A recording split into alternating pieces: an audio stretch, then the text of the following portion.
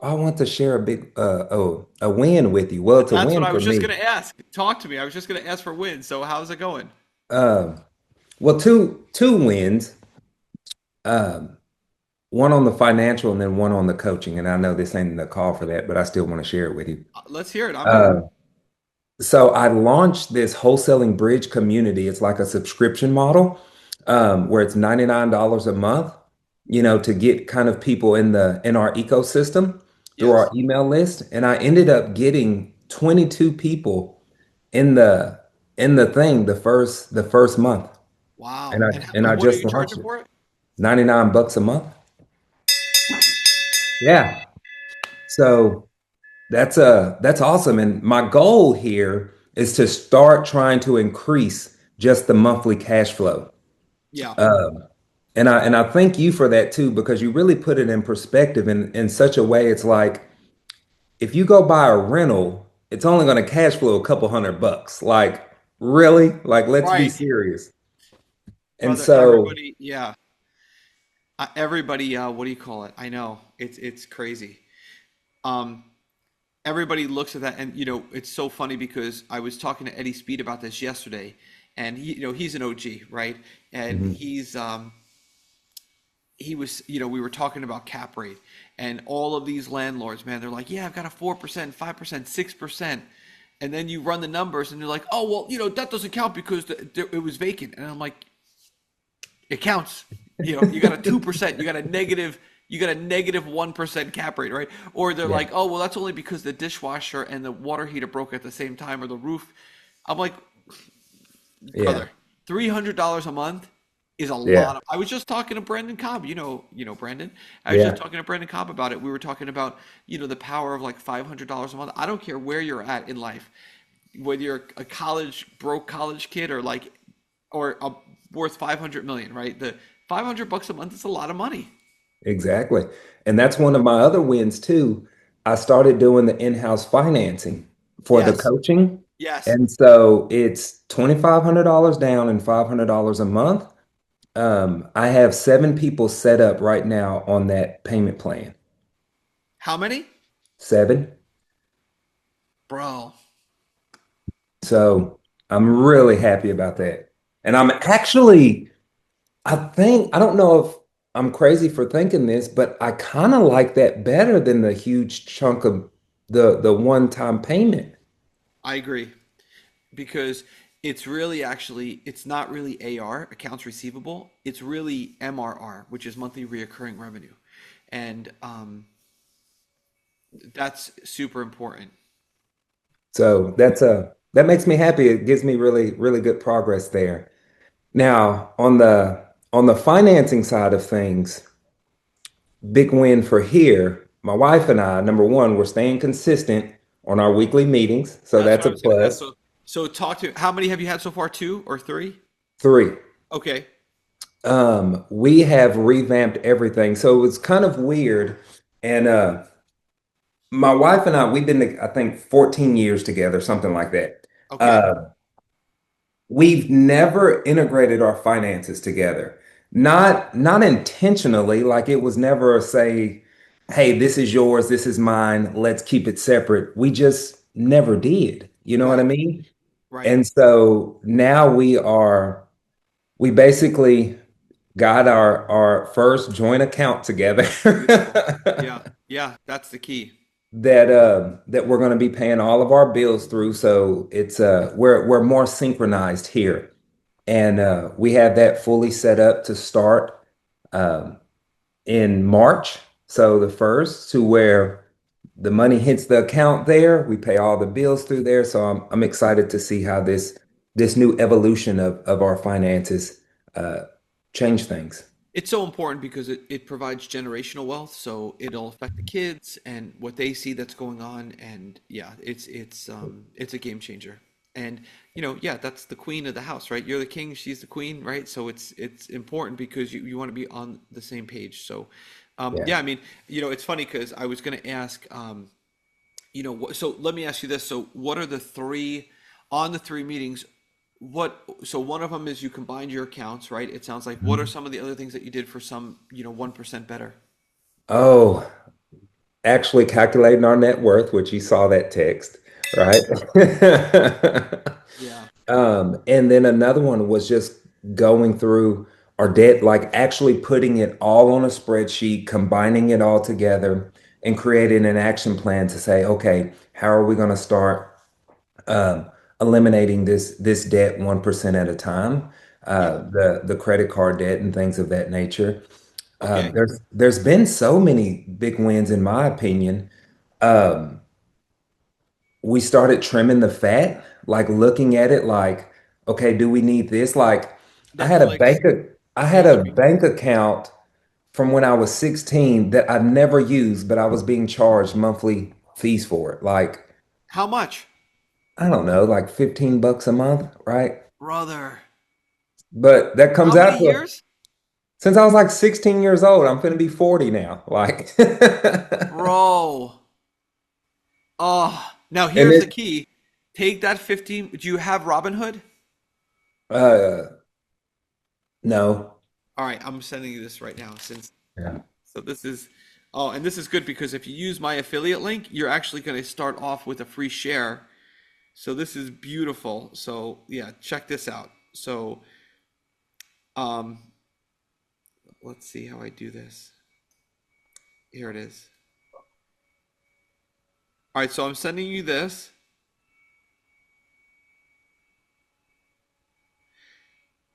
So set this up and um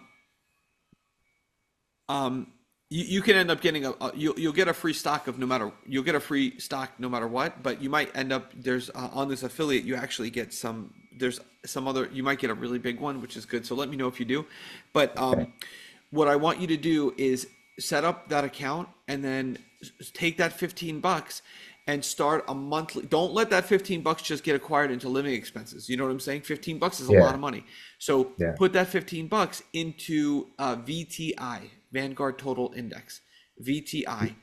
And if Be you have some extra money, you can put, start the account with 100 bucks, but um, you will see what will happen from today. You're 40 years old. yeah. Brother, so from here to 65 in the next 25 years, that you're not even going to believe what's going to happen. It's going to go Right. down, it's going to go up, it's going to go down, and then at 65, you're going to be like, "How the heck? What is this extra $850,000?" It's like, "Oh, is that 15 bucks?" That's why the Yeah. bank does it. Albert Einstein tells us compound interest, the most powerful force in the whole universe. Yeah. That's a Right. that's a win, man. I'll That's a get win. that set up today. Yeah, get that set up today. Let me know what stock you get. Let me know if you get a big one. It's Right. um Yeah, that's awesome. So, all right. So you measured your net worth. Yeah, and then also look for with the wife. One of the things that you want to look for is how are you doing health insurance, or do you have health insurance or no? She does. I don't. Through work? hmm She does through Okay, her W-2. okay.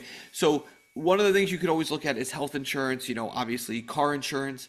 Um, make sure that if you do have if you do on your iPhone, subscriptions is a big one, right? So look at that one, and then also look at where your cash is sitting. Hey Manny, how are you doing, brother? Good to see you. um, Clifford, we're just talking about Clifford had some awesome wins with his weekly meeting. So he measured his net worth, combined his finances with his wife, uh, identified all his credit card debt, and then he had a bill that was $15 a month. He's been paying from 16 to 40 that he canceled. So it's all good things.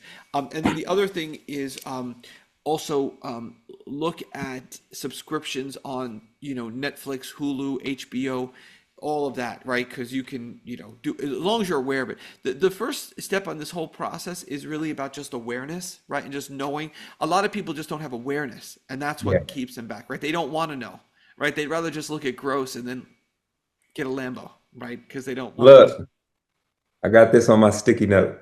Gross is gross, I brother. You're the best. That's all right. Very cool. heard that from some guy. I There you don't go. know. It's true, man. It's so true. Yeah, gross is gross. That will mess you up in the head. Gross will mess you up. Okay, so yeah, all good things. Oh, and then one last thing I was going to say is just make sure you're looking at where your cash is sitting. One of the things that Julie and I just did is we're always trying to strive for a 20% cash position, which we're going to get into. Um, but one of the things that we did is we noticed that T bills were, and don't mark me on the exact numbers, but like T bills were sitting at 3.7%, and Apple savings accounts were sitting at 3.8%. So we were like, well, why are we, what are we doing? Like, why are we Yeah. just flipping T bills takes work. So we just took our cash from the T bills and we put it into our Apple savings account. And everyone's like, oh, well, what's the difference between it's, 3.7 and 3.8? If you don't think it's a lot of big difference, you pay me every month that money. I'll take it. Like if you think you can just flush that money down the toilet for no good reason, but a lot of times people come in, as new clients and they've got money sitting at like Bank of America or like Chase, for like 0.01%.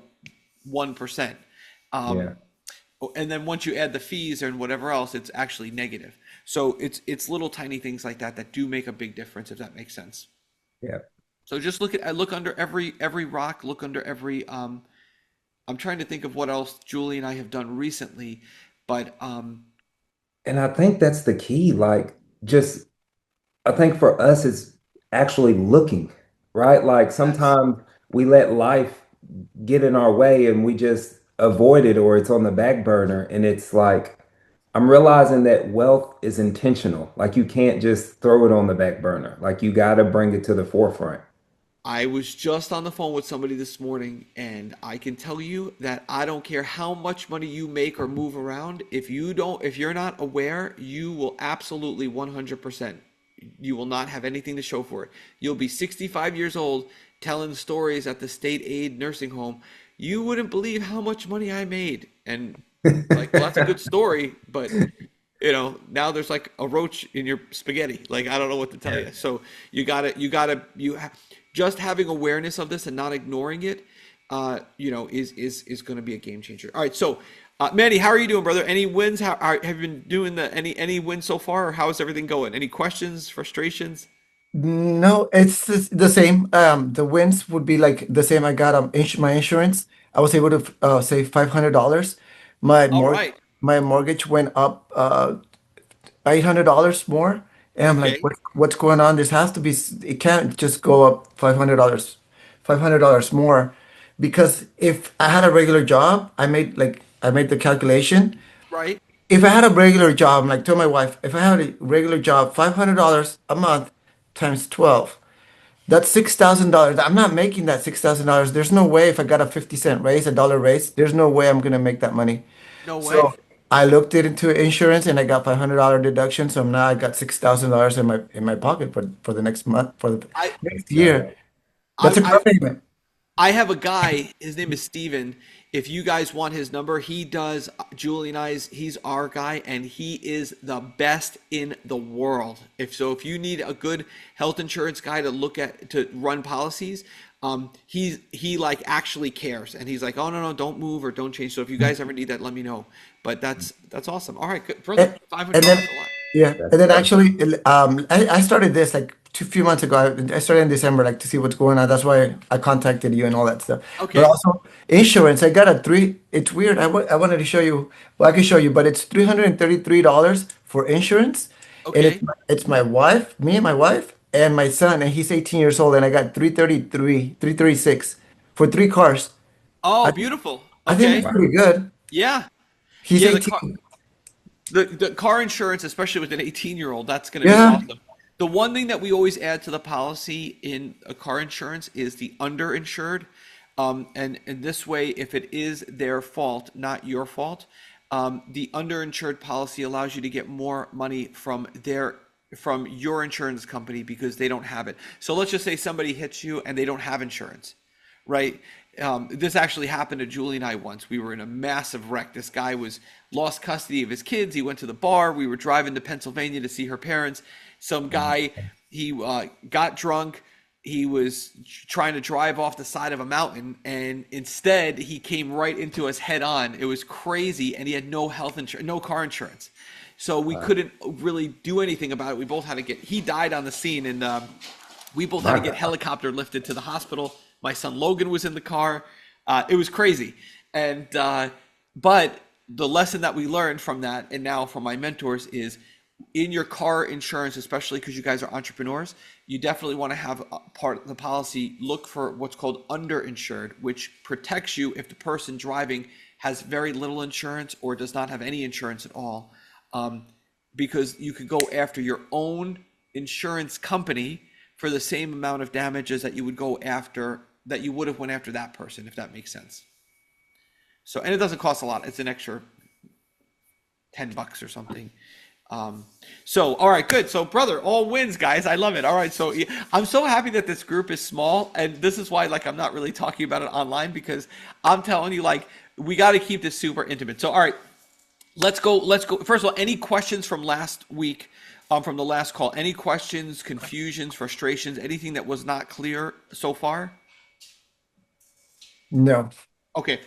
All right. So um, we are going to start with the feedback, which I know we didn't really get to. So um, let's get into it. So um, one of the other things, again, just as a reminder, everything that we talk about is none of it's really from me. All of it comes from ancient principles and you know better men who of more consequence, right?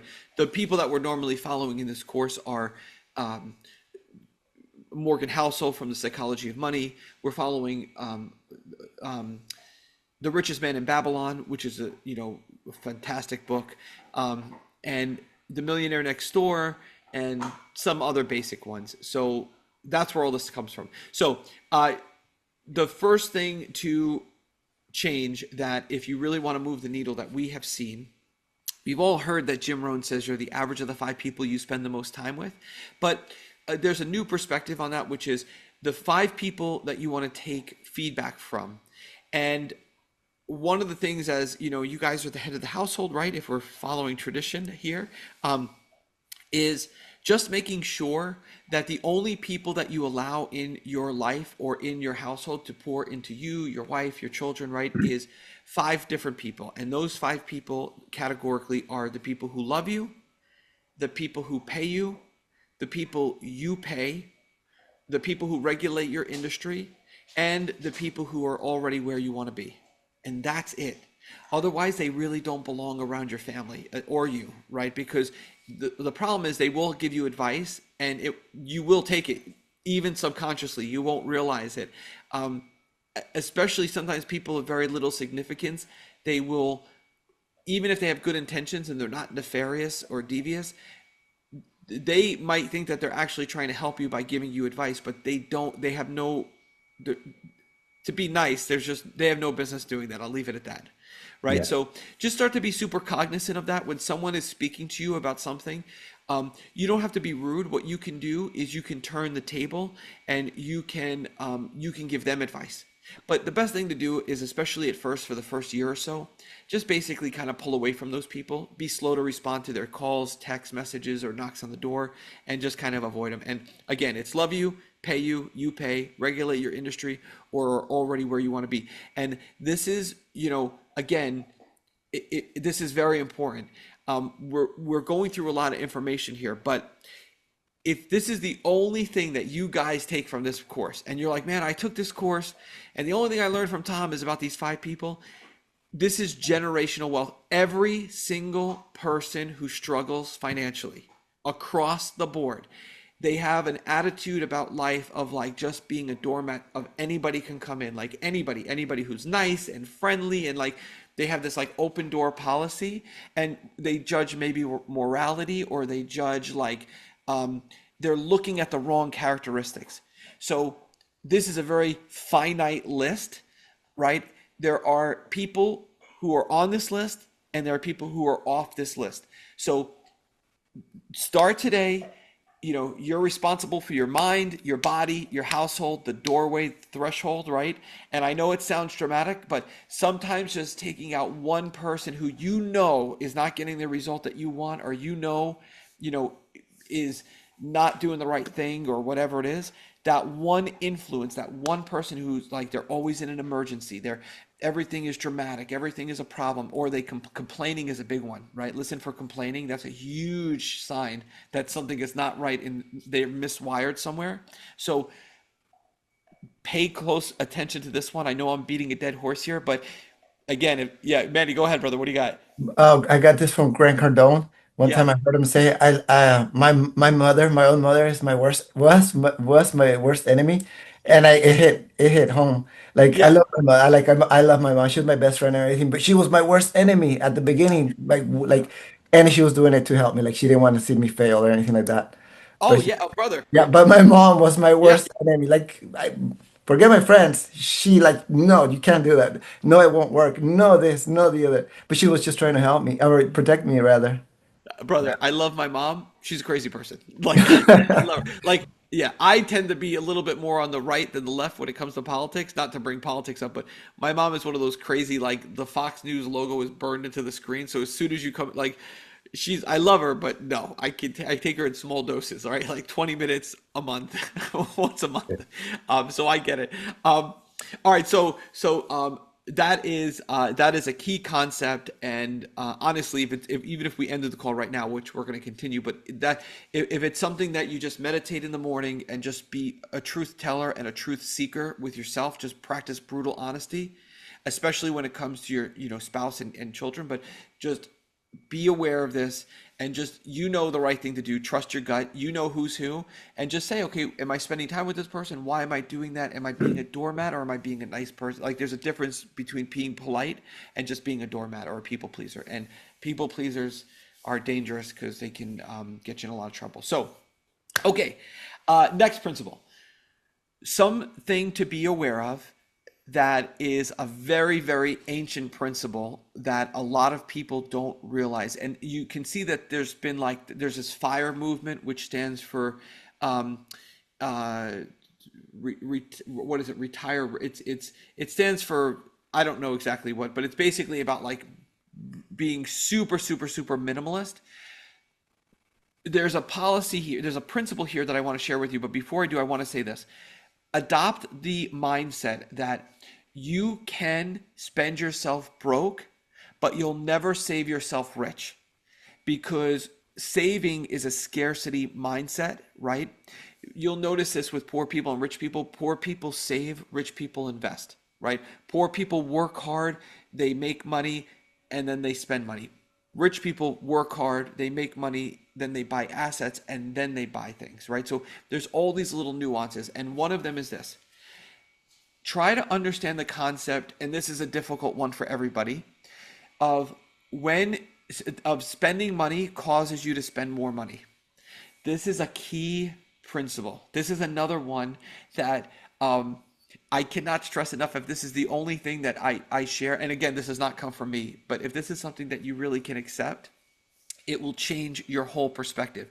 Because I was this past weekend very, very blessed and fortunate. I got to go to a private mastermind by Justin Wilmot, where I got to spend time on his yacht, right? And it's a beautiful, gorgeous, 60-foot, it's a yacht, right? And it's gorgeous. And we were there with Patrick Riddle and damn Cam Dunlap and some of the most amazing people in the industry.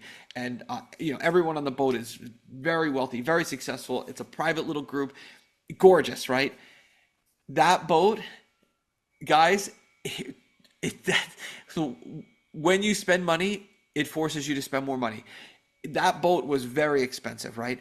But it's not the boat, it's the storing of the boat, the washing of the boat. And he's not washing a 60-foot yacht, right? The dock fees, putting it in the water, taking it out of the water, gassing it up, which is more than some people make in a month, right? The captain fee, right, for the captain to drive the boat, the fee for the people to cater the boat, right, when we're sitting there having our whatever. So this is not just true of yachts, this is true of everything. So just be aware that when you spend money, you spend more money. It's a law and the reason that this is important to understand is because people think like I work hard so I deserve this, but what they're not understanding is that it's not just the upfront fee, it's all of the other fees that come with that fee. There's costs, there's physical actual costs, and then there's benefit costs, right? So you'll see sometimes people who struggle financially are spending a lot of money on entertainment. That entertainment has opportunity cost, right? Does that make sense? So just be aware of spending money causes you to spend more money. Also, and this is where it's a double punch, and this is what like will take a person who's normally would be a perfectly successful, wealthy person with money in the bank, and they get punched, and then as soon as they fall down, then they get kicked and they get held down, right? And that is this principle, which is the money you spend today is worth more tomorrow. So what people don't realize is that spending money causes you to spend more money, right? Number one, right? Because if you buy the boots, now you have to buy the pants and the shirt that and the above that match, right? I love my boots. Well, your boots, yeah, but you bought the boots and now you got the hat, right? That's there you go. You got the cowboy hat. So but the other thing about it on the flip side is spending money today is actually more money tomorrow. People don't realize this. They don't really understand what inflation is, right? So remember, inflation just means that whatever $100 could buy yesterday, it can buy less tomorrow. That's what inflation means. It just means whatever the buying, whatever that if you know if the uh, if a dollar could buy a pack of gum yesterday, tomorrow it can no longer buy a pack of gum. The dollar literally is losing money, right? It's like if you put it $100 in the bank in 10 years, you still have $100, but you can't buy anything with it, right? That's what it means. So when you spend $50 today, you're going to be spending more money to maintain whatever you bought, but then also that $50 in 25 years is actually like $1,000 because of inflation and because if you would have been compounding interest on that 50 bucks, um, you it would be worth a lot more, not just a little more, a lot more. Because remember Albert Einstein, right? Compounding is the strongest force in the universe. So $50 at 8% year over year. Right now, the 8% is making money. Now that 8% is making money. Now the 8% is 8%, 8% is making money, and so on and so forth. So when you spend 50 bucks today, you should really look at it as spending 500 bucks today. That's why sometimes poor people think that rich people are frugal or cheap. They're not frugal or cheap. It's just that they understand the concepts of money. They understand this is not my money. I shouldn't drop 50 bucks on something on an impulse buy because it's not my money. And I'm not actually spending 50 bucks. I'm actually spending 500 bucks or 5,000 bucks if you're 20, right? Does that make sense? Yeah, So it does. it's a kind of a it's a kind of a one-two punch sort of principle here.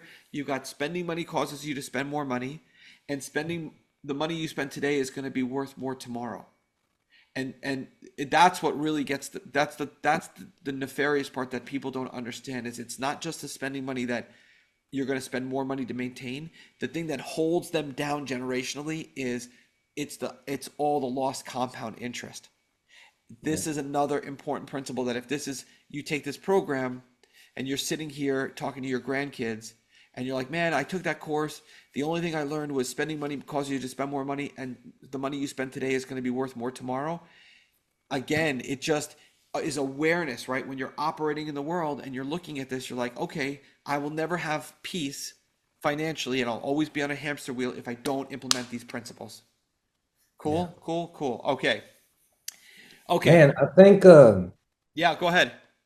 I got so many things that pop up in my mind, and this is so random. Like, I think about my daughter, right? She's gonna be 24 and engaged.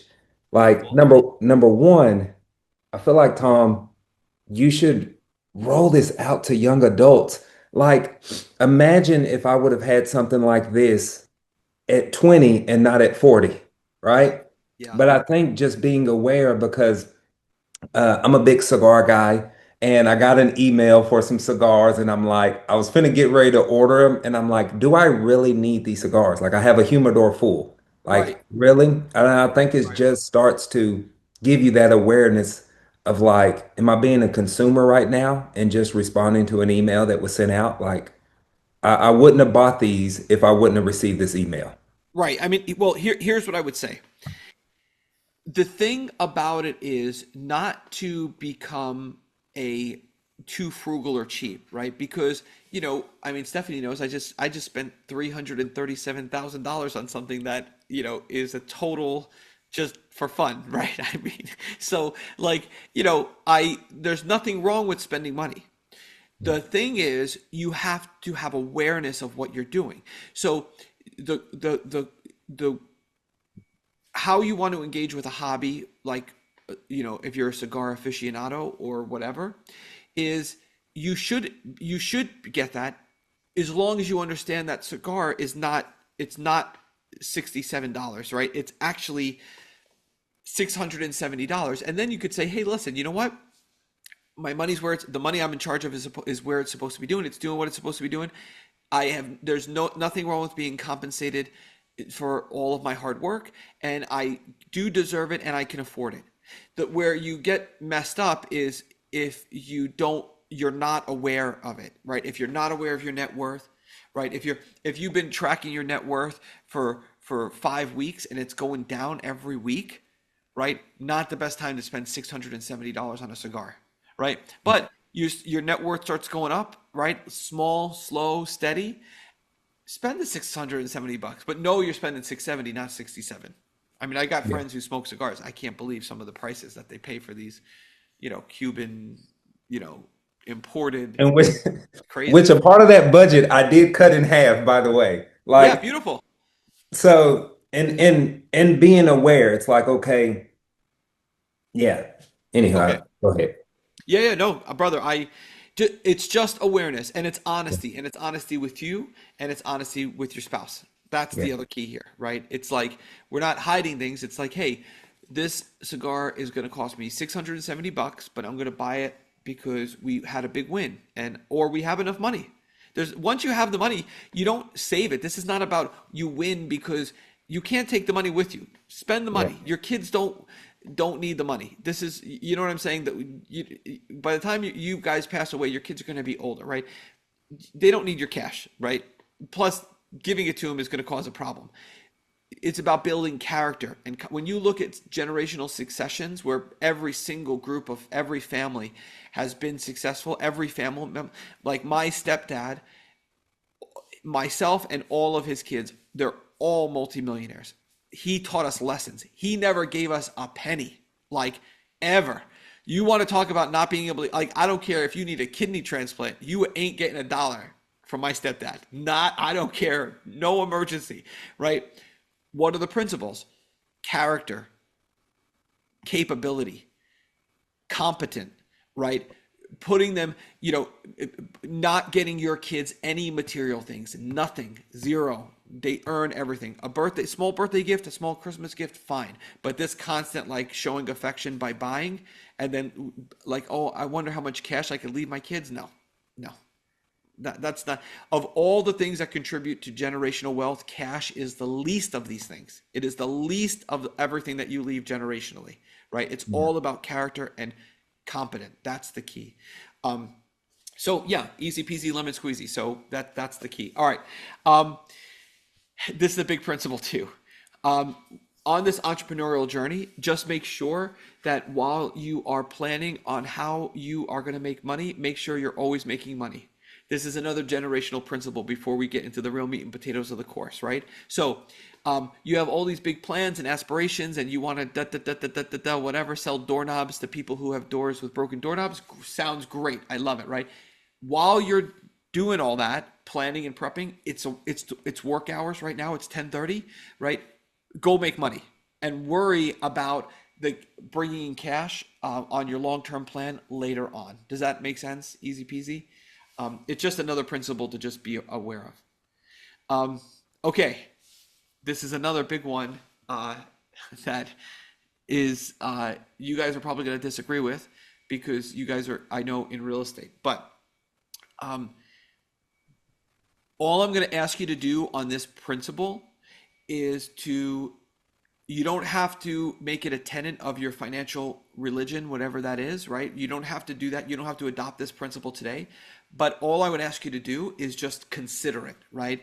Consider it, look at it, wrestle with it in your mind, and look for the evidence of what I'm about to say. And it's this: your greatest financial losses will come from assets you've sold. Oh, I know. Brother, right? I know. Yeah, I know. I know. But I can't.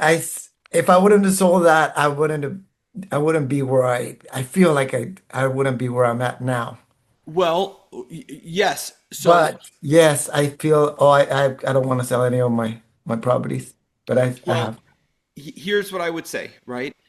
What you want to do is you want to look at this with a critical eye because it is something again of just awareness, right? If you talk to older people and you say, "Well, when did you lose the most money?" They're going to say, "Well, I really got screwed on, or I really got messed up on this, car I bought." Right? This guy right here, I've done that before, right? I bought a car not paying attention and lost like, forget it. I don't even want to talk about it. So you can absolutely lose money on a bad deal, but when you're 85 years old, I guarantee you that you're going to look back and you're going to say, "Man, if I would have kept that house on Long Island, it's worth like $2 million right now." Right now, that's totally fine, but I just want you to be aware of it, that when you're older, your biggest losses will be the assets you've sold. So just be aware of that and ask yourself, is this one of those asset classes? Remember, for instance, in real estate, no matter what you learn about real estate, almost everything you learn when you become an investor about real estate is the opposite of what you thought was true, right? Like everything is opposite, right? Like for instance, you make more money when the seller sells for less, not more, like an agent, right? So as you become an investor, everything is the opposite. However, one thing remains true for both investors and agents and brokers and everyone in the retail market, which is this: location, location, location, right? Your grandparents bought a home in Aspen or Lake Tahoe or Rosemary Beach or Nassau County or whatever. I guarantee you that home has 5,000% increase, right? So just be aware of it. You could get the same story with more recency from people who sold Bitcoin, right? I remember I sold Bitcoin, and I wrote a post about it that you could still pull up, and it's from like 5 years ago. And I said, all my mentors were telling me to buy Bitcoin, and I bought it, but then I saw that the wrong kind of people were buying it. These were just speculators, and so I sold it, and I made $1,600, and now I'm going to put that into the stock market. Yeah. If I could, I'd pay $1 million to give that $1,600 back, right? So it's an asset that you sold. So just be aware of it and just be cognizant of it as you're moving through life. Just make sure you're weighing all of your options so that you don't have one of those stories. Okay, next is just general principle and acknowledgement of poor people earn money and buy things, rich people earn money and buy assets that buy things. This is just a core principle. This is generational wealth. Poor people are constantly like work, and I hate saying poor people because it has like a negative connotation, but it's the only way I can quickly explain it, right? The people who struggle financially, they're always in a mindset of like, work hard, get cash, some pleasurable thing, and then work hard, get cash, and it could be like comfort, security, entertainment, right? Exactly, like anything, right? So wealthy people, impulse control, right? Poor people, emotional; wealthy people, stoic, right? Impulse control all the time, right? Hard decisions, easy life. Easy decisions, hard life. It's all in the same theme. It's all like biblical or whatever you want to call it, but these are 6,000-year-old principles. And the only way to do it is with practice, right? Is awareness and practice. So just fight impulse control and be aware of what you're actually doing. Poor people, one thing that they do all the time is they buy and sell, buy and sell, buy and sell. Rich people buy and hold or buy and trade up. See it all the time. You see it in the real estate industry. You see it in every industry, right? Poor people buy, sell, buy, sell. They're transactional all the time. Short term, buy, sell, buy, sell, buy, sell. Rich people buy, hold, buy, trade up all the time. I bought a house, then I bought a multifamily, then I took 3 of my multifamilies and I bought a mobile home park, right? You see this all the time. So just be aware of that. Again, just as a recap of terminology, asset, after purchase, the money flows from the thing to my pocket, right? Liability, after purchase, the money flows from my pocket to the thing. This is the most important concept in becoming a master financial manager, right? Which is understanding the difference between an asset and a liability. So let's just go through that a little bit deeper on this call. So again, an asset means after I purchase it, right? Which is going to be important here in a minute. You'll understand why I'm saying it. After I purchase it, the money flows from the thing to my pocket. A liability means after I purchase it, the money flows from my pocket to the thing. Now, if you guys are, which I know you're in real estate, and you'll hear real estate people, they will literally go down to zero, and then they will just keep going down, down, down, down, down. And you're like, what is the principle that they're operating with that allows this suffering to happen?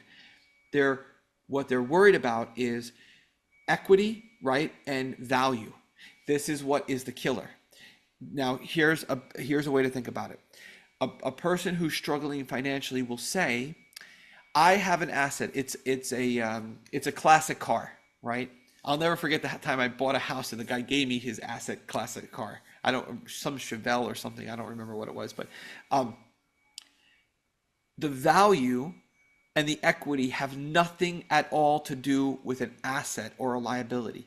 The classification, right, meaning is the thing, right, is the coffee cup an asset or a liability? It only comes down to one question, which is the direction of cash flow. That is it. It doesn't matter if this coffee cup is worth $10 million and I bought it for $20, right? It yes, it's valuable. It's absolutely in my net worth, but it doesn't make it an asset or a liability. It's not has nothing to do with cash flow. Does that make sense?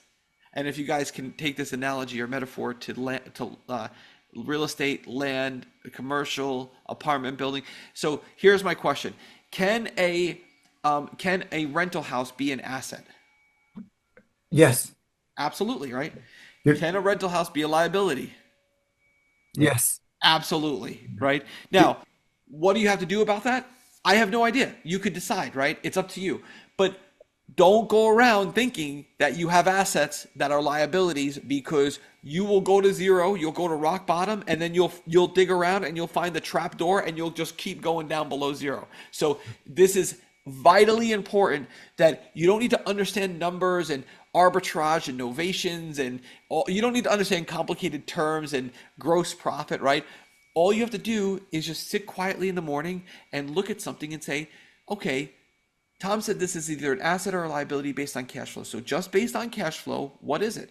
And then just know it. That's all. Just know where you're at. Easy, right? This is simple. Questions on that? I know this one's a little complicated sometimes, but does that make sense? Yes, it does. No, I think you I think you were watching me when you said I went to the bottom and then found the trap door and That's went a little deeper. that's okay. Bro, I've done it myself. Don't worry. I've done it myself. So everybody does it. It's not a big deal. So easy peasy lemon squeezy. Is that cool? For Manny, right? sure. That's good. Okay. Yes, it's good. Okay. It, Okay. it, it reminds me of something like right now people are wanting to buy gold. It's like on online buying gold and Yeah. silver. I mean, I could go buy a brick of gold right now, but is it going to help me? I'm just going to put it in my safe. It's not going to help me. Right. If I had extra money, way extra money, maybe yeah, for the future for some emergency, but it's not going to help you to buy a brick of gold or piece of gold right now. I don't Well, think.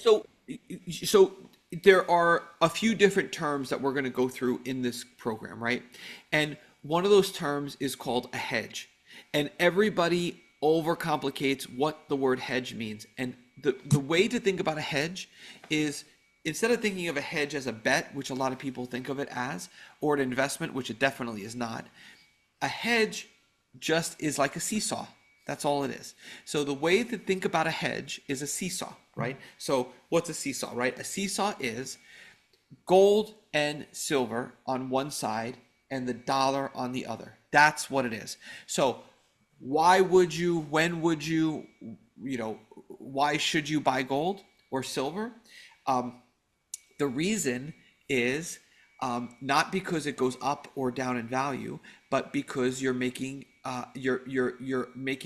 a trip to the other side of the seesaw. And the other side of the seesaw is, you know, every single fiat currency in 6,000 years of recorded history has failed, right? They usually fail within a couple hundred or a few hundred years, right? We're just now at a few hundred years, right? And the dollar has done nothing except for go down in value, right? No one's ever put money in the bank and it was worth more 20 years later. It's never happened, right? It's not even worth more tomorrow, right? The dollar goes down, since our lifetimes, certainly, to 19 from 1950 onward. The dollar will always buy less. It will eventually go down to zero, right?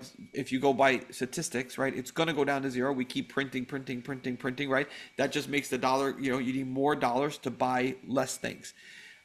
So why buy gold and silver? The reason that we buy gold and silver is because it's a hedge. And a hedge just means it's the other end of the seesaw. When I started, so Robert Kiyosaki had me buying gold at 12.20 or 12.30 an Mm. ounce. Right now it's almost 5,000 an ounce, right? He also had me buying silver. I remember when I'll show you guys something pretty cool. I'm glad you brought this up, Manny. I'll show you this. This is here. Sorry. So when when he had me buying silver, I was buying monster boxes. They were $16,000 for a monster box, which are 500 gold. I'm sorry, silver pieces, right? That same monster box, which I'll show you what it looks like because we just got one here. So this is a monster box. It comes from the department, the Treasury Department. I wouldn't show this if there was just like 500 people on this line, but this is what it looks like, right? Oh, it's very, very heavy. So this Wow. is this is what it looks like, and this is 500 silver pieces. This Wow. box now, when I was buying them for 16,000, is now worth $55,000, which is That's cool. crazy, right? So we're gonna go through a whole entire money system on. Let's see. Open it. Open it. Oh no, you never open it. I keep it closed. Oh, yeah, That's you what I, keep. that's what I'm talking about. When are you gonna spend that? It's when?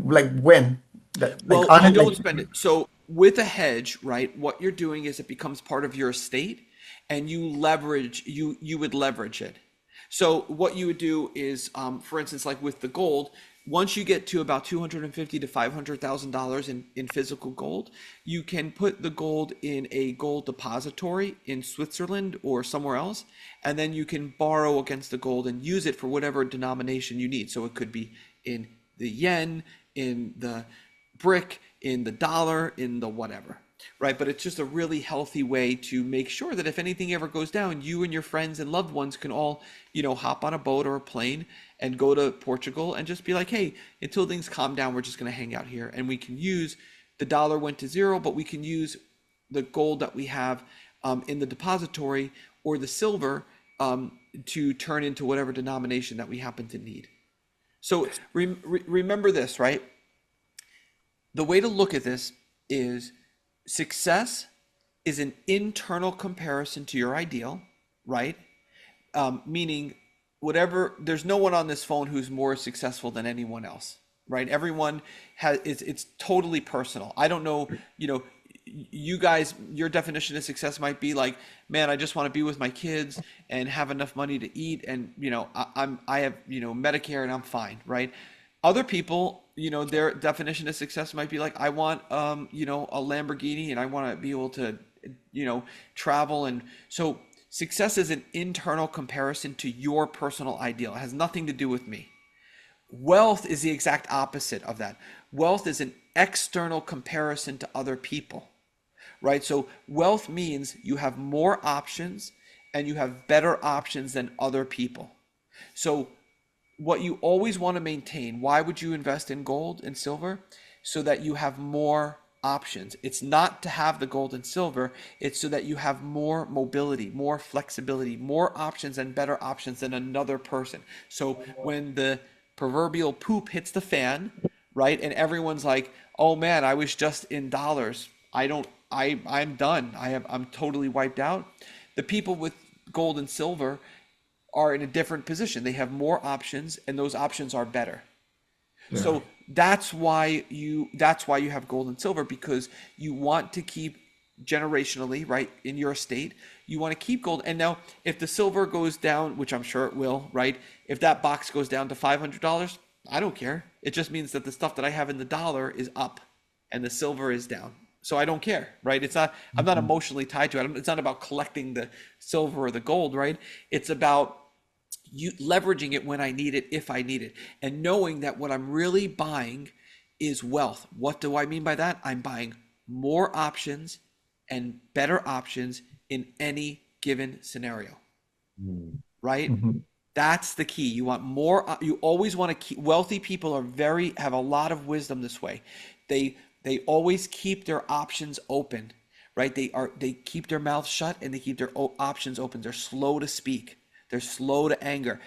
Why? Because they want to keep their options open, right? So what you never want to do is you never want to sacrifice success for wealth, and you always want to choose the option that gives you the most options and the best options later on.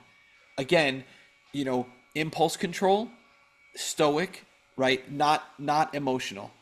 So if you look at the people, if you think back to think back to when you guys were kids, right? When you guys were kids, and then think about the people you know today. And if you go back and you say, I could say that I know people who were from all kinds of different backgrounds. I'm just going to shut this off because it's a little loud. That's Toby, our automated Roomba or whatever you call it, vacuum. Um, but if you think about the people that you know now, and you say, man, who are the people that if I had to trade places with somebody, I wouldn't mind, and who are the people that I would never ever want to trade places with, right? All you got to do is think back to when they were kids, right? So think of the kids that you knew in like junior high and elementary school and high school, right? And who were they and what were they doing and all of that. One thing that you'll notice is that the people who suffer the most and create the most suffering for other people were the same kids who had a lack of impulse control. They were the bullies. It was the people who were like very, very, indiscriminate sex, just to be sorry, Stephanie, like just to be like, but right, but like the people who were very promiscuous, the people who had lack of impulse control, they got angry quickly, they were bullying other people. Otherwise, everyone else turned out. I know people who came from broken homes and people who came from homes that the parents stayed together. They're both totally awesome people. I know people who were poor, awesome people. I know people who were rich, super awesome people. Every scenario has awesome people pop out of it all the time, but consistently, the people who suffer the most and cause the most suffering, they are emotional, lack of impulse control. The people who have the best outcome, stoic, even keeled, always keep their options open, right?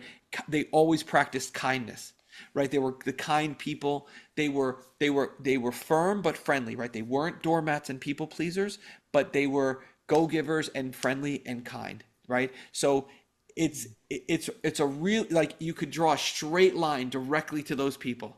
So just be cognizant of it. What's generational success?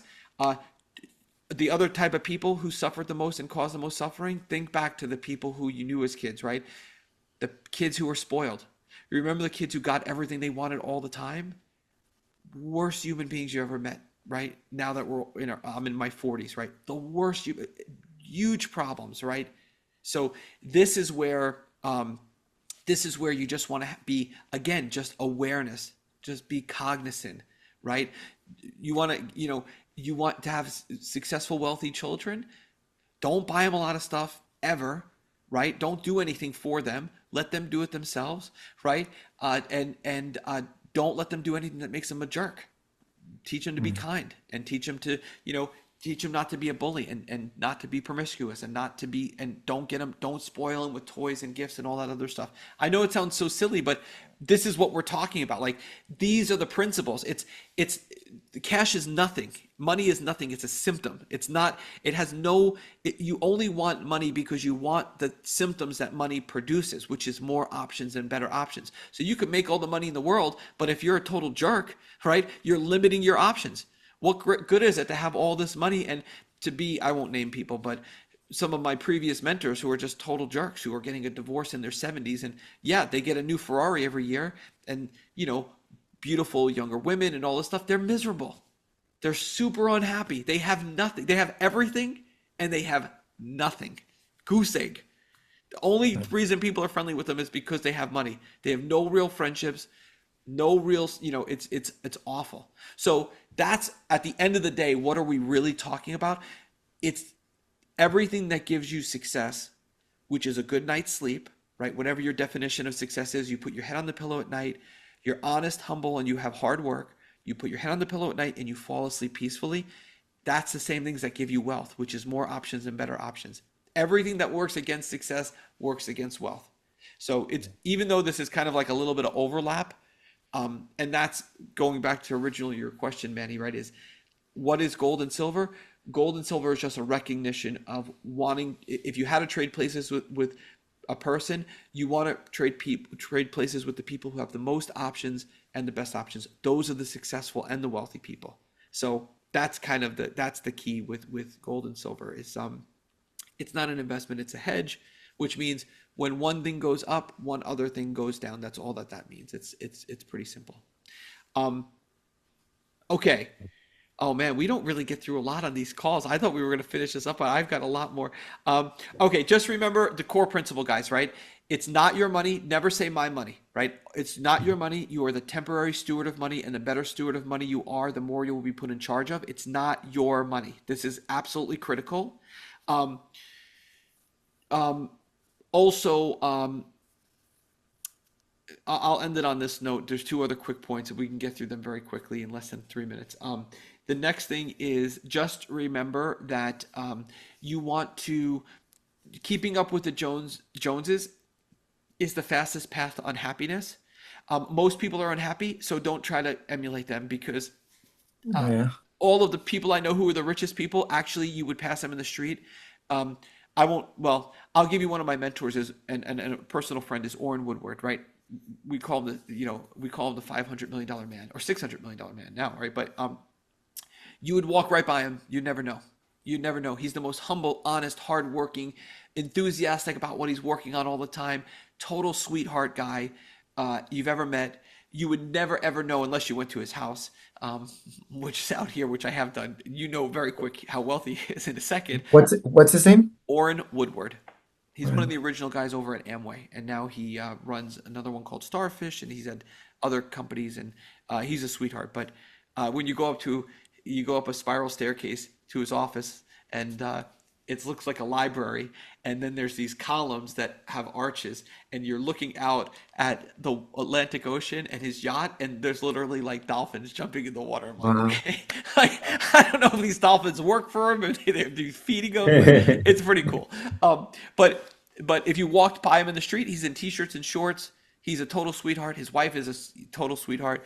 Happily married. All the children are just phenomenal human beings doing the right thing. Never spoiled his kids. Like faith-based Christian guy, phenomenal. He's right here in my hometown. Um, the other thing that I'm gonna just say this. I'll leave it on this. I'll leave it on this. But um, I'm tripping over my words now because I know this is gonna turn off some people who are watching this course. I don't know about you. I think you guys will be fine. But um, just there's this saying that cash is king. Horrible saying. Cash is not king. Christ is king. Uh, uh, Christ is king, Come um, on. not cash. So just know that because and you can if somebody's watching this course right now and they're like, well, I'm a Muslim or I'm Jewish or whatever, right? Fine, fine, but just know uh, whoever your king is, it ain't cash, and you definitely don't want it to be. I can tell you right now. You get to the top of Cash Mountain by yourself, you're gonna jump off. I guarantee it. There is no joy in just cash by itself. It's completely valueless. It has no value, and everybody who chases it incessantly ends up in a very, very bad, very poor position. Yeah. They've given up everything for cash. They've given up all of their success for wealth. If you give up your success for wealth, you will have no success, and you'll have a lot of wealth, and you'll have nothing. So, and then you'll see these people. They try to like buy back success later on by buying people or buying their children back or doing things like that. It doesn't work. It's an unfortunate, sad situation, and you don't want that. Um, so I know that we went through a lot. I know we went through a lot. So questions on this, comments, concerns, wins, losses, frustrations, anything that you guys is a little confusing or needs to be deep dove? No, I think not for me specifically. It's just a lot to take in, a lot to process, a lot to digest in a positive way, right? Yeah. Like reflecting. when I'm sitting there with my cigar Yeah, yeah. and just thinking through a lot of things and meditating on a lot of things. I would say just take this in stride. Rome was not built in a day. What Yeah. I'm trying to do in the beginning part of this course is I want to give you some specific information, but I want you to have some reasoning behind the instruction. So we're going to get into specific instruction, but I really want you to understand the principles behind the instructions instead of just telling you to go work out. I want you to understand why I'm telling you to work out. Like what is the importance of being together with your spouse on this project? What is the importance of like understanding the mechanics of money?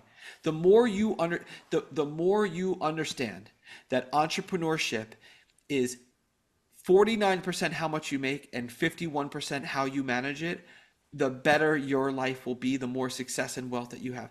I know people who make 100,000. I know a guy legitimately makes $160,000 a year. He's a multi millionaire and is doing great, right? I know another guy who lives on the West Coast who you guys know who makes a significant amount of money, and you guys know him, and he is totally dead broke, completely dead broke, paycheck to paycheck. And the reason is because he's not following these rules. You guys both make, and I mean, Clifford, I'm more aware of your situation than Manny's, but you both make enough money that you should both be right now multimillionaires many times over with tons of cash flow.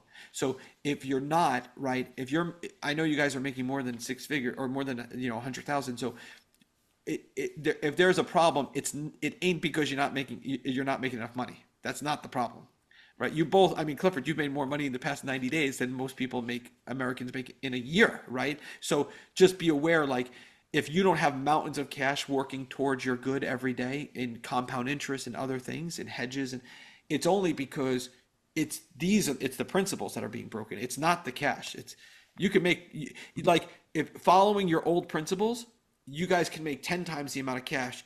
It literally would be in the same exact. It doesn't. It's not the amount. Does that kind of Yeah. okay? Yeah, yeah, yeah. So think about this stuff. Come up with questions. We'll have another call. I think Stephanie, our calls now every two a month, right? We're still on two a month instead of. Yes. Okay, And the good. next one is Monday, March 2nd at noon. Oh, perfect. Okay. So any questions, comments that come up, just let me know, and then yeah, we'll talk about more wins, and then where's our buddy Joe? Was he out today? Did he write back or no? He hasn't responded back to me. I'll All check right. on So him.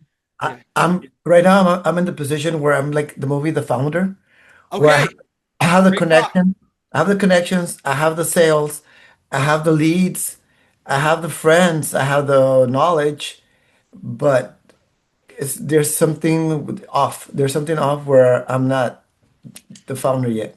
Manny, this call, I believe me, I am not like I'll let in a handful of people. If you guys know somebody who belongs in here who's a good person who'll follow instruction, send them your affiliate link because you get 10%, which will pay for this anyway for you. But I'm keeping this small so we could deep dive this. So on the next call, Stephanie, just remind me, we'll do a deep dive of Manny on how to accelerate his business because that's beneficial to Joe and to Clifford. So yeah, we'll deep dive it and we'll because this is for entrepreneurs. So if right now you have all the pieces in place, but it's not being leveraged properly, or if you're under 100K per month, we'll go through it and I'll go through some business principles and we'll pause on the financial principles for a minute because we've got so much to talk about. I do want some specificity on this, so we'll do it.